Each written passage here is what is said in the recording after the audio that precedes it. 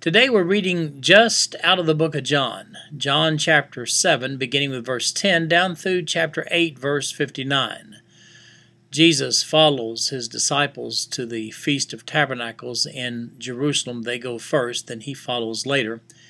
It's an 8-day festival, and this takes place 6 months before his crucifixion.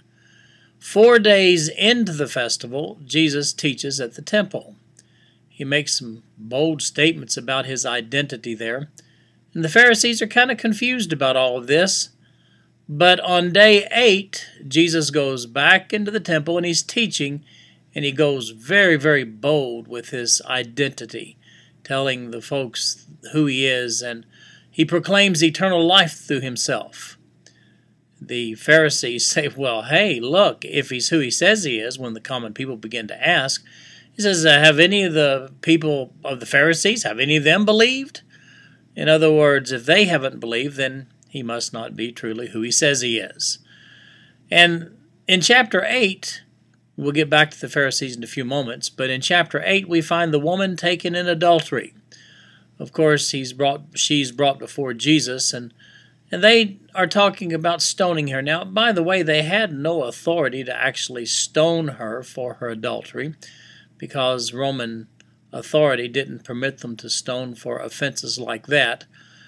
And actually the whole ordeal is kind of bizarre, because they're not really meeting the criteria of Mosaic law there.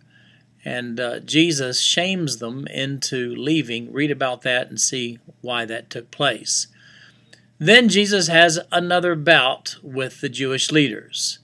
Many respond to the message of Jesus, and the result is the Pharisaical intensity of criticism against Jesus just gets stronger and stronger. I mean, they cannot tolerate the fact that the common people are responding with such enthusiasm to Jesus here.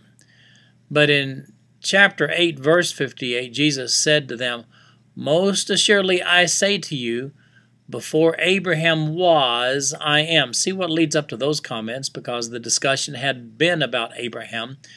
But then the grammar, the Greek grammar there, before Abraham was, I am. Well, the English grammar is somewhat interesting as well. Read what Jesus is actually saying there in my notes for today's reading.